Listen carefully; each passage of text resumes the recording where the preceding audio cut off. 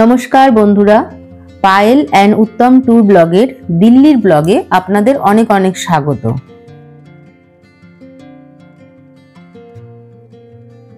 Pathankot can't থেকে দিল্লি এসে আমরা পৌঁছেছি সকাল 7:30টায়, আর আমাদের ট্রেন হচ্ছে বিকাল 5:40-এ দিল্লি থেকে পূর্বা এক্সপ্রেসে হাওড়ার জন্য। আর দিল্লিতে এতটা টাইম আমরা এখানে ছিলাম দিল্লির রিটায়ারিং রুমে, নিউ দিল্লির রিটায়ারিং রুমে সব লাগেজ রেখে আমরা এখন দিল্লিতে একটু ঘুরতে বেরিয়েছি। 10:30 বাজে, একটু দিল্লিটা ঘুরে দেখি, তারপরে আপনাদের আস্তে আস্তে জানাতে থাকবো কোথায় কি দেখলাম। দিল্লিতে আজকে আমরা ঘুরবো Humayun tomb, Qutub Minar, India gate আর আগ্রা সেনকি বাউলি। দিল্লিতে আমরা ফার্স্টেই চলে এসেছি হুমায়ুন টম্ব বা হুমায়ুন কা মাকবারা। হুমায়ুন টম্ব আর কুতুব মিনারে ঢোকার জন্য অনলাইনে আমরা আগে থেকেই টিকিট করে রেখেছিলাম। টিকিটের দাম নিয়েছিল পার হেড 35 টাকা, মানে দুটো জায়গায় 70 টাকা। আর 15 বছরের নিচে কোনো বাচ্চার টিকিটের দাম লাগে না। এই হুমায়ুন কা মাকবারা হলো মুঘল সম্রাট হুমায়ুনের সমাধিস্থল, যেটা এক বিশাল বড় বাগানের মাঝখানে অবস্থিত।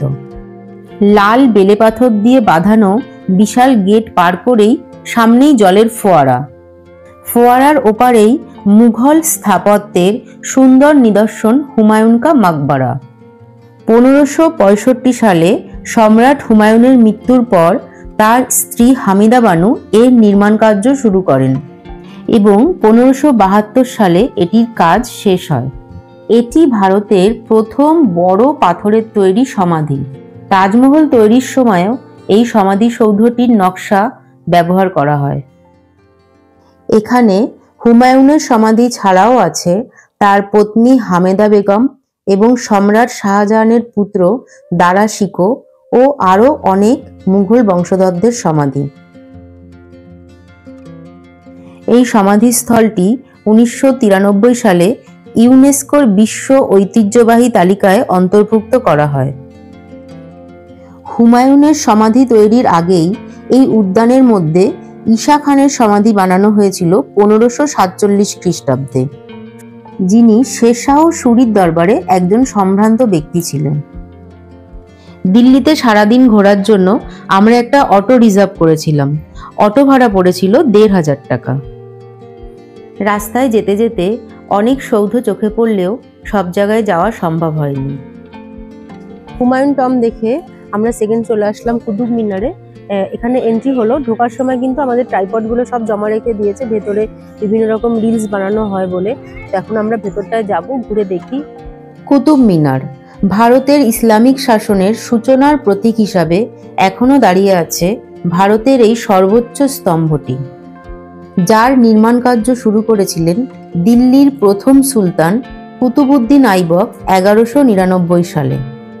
পরে ইলতুৎমিশ ও শেষে ফিরোজ শাহ তুগলক এর নির্মাণ কার্য শেষ করেন। আমরা এখন দাঁড়িয়ে আছি কুতুব মিনারের ভেতরে, আর এই সৌধটি হচ্ছে আলাই মিনার। এটি বানানো হয়েছিল আলাউদ্দিন খিলজির স্মৃতির উদ্দেশ্যে, যেটি কিন্তু ইনকমপ্লিট, পুরোপুরি তৈরি করা হয়নি।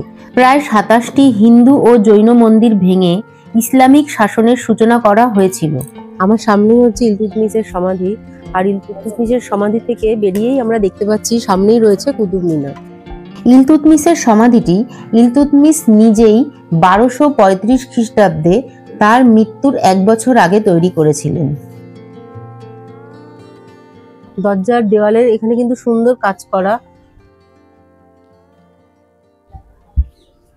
আর ওপরে পাথরের যে স্ট্রাকচার গুলো আছে কাঠের বিম দিয়ে এগুলোকে সাপোর্ট করা আছে। হিন্দুদের মন্দিরে যেমনি কারুকার্য করা থাকে ঠিক সেইভাবে সেই স্ট্রাকচারেই করা হয়েছে, আর প্রত্যেক কটা দেওয়ালের কাজ কিন্তু খুবই সূক্ষ্ম।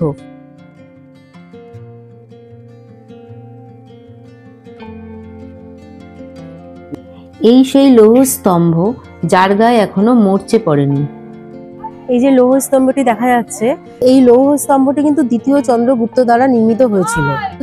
এই লৌহ স্তম্ভের গায়ে যে লিপি খোদাই করা আছে তার হিন্দি, ইংরাজি ও উর্দু অনুবাদ মার্বেলের ফলকে দেওয়ালে লাগানো আছে। কুতুব মিনার তৈরির সময় যে হিন্দু মন্দিরগুলো ধ্বংস করা হয়েছিল সেই মন্দিরের স্তম্ভগুলো কিন্তু পুনরায় ব্যবহার করা হয়েছিল। তবে স্তম্ভের গায়ে যে চিত্রকলাগুলো ছিল সেগুলোকে প্লাস্টার করে ঢেকে দেওয়া হয়েছে। কুয়াত উল ইসলাম মসজিদের দক্ষিণ দিকের প্রধান প্রবেশদ্বার হলো আলাই দরওয়াজা। 1311 খ্রিস্টাব্দে আলাউদ্দিন খিলজি এটি নির্মাণ করেছিলেন। কুতুব মিনার কমপ্লেক্স যে এত বড়, এখানে এসে না দেখলে কিন্তু বুঝতেই পারতাম না। আমরা এখন চলে এসেছি ইন্ডিয়া গেটের সামনে, আর ইন্ডিয়া গেটের ঠিক উল্টো দিকে রয়েছে নেতাজি সুভাষচন্দ্র বসুর মূর্তি।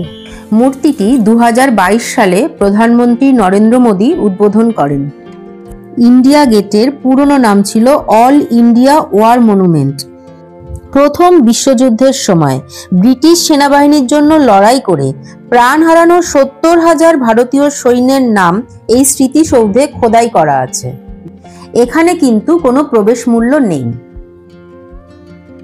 আগ্রাসেন কি বাউলি হলো একটি প্রাচীন কুয়ো, যা মহারাজ অগ্রসেনের নামে নামকরণ করা হয়েছে। খুব চেনা চেনা লাগছে না জায়গাটা? হ্যাঁ, একদম। ব্লকবাস্টার ফিল্ম পিকের শুটিং এখানেই হয়েছিল। আগ্রাসেন কি বাউলি, দিল্লিতে ঘোরার আজকে আমাদের লাস্ট ডেস্টিনেশন।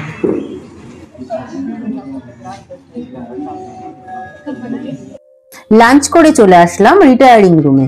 রিটায়ারিং রুম হচ্ছে এসি রিটায়ারিং রুম, আর এখানে আলাদা করে লকারের ব্যবস্থা আছে।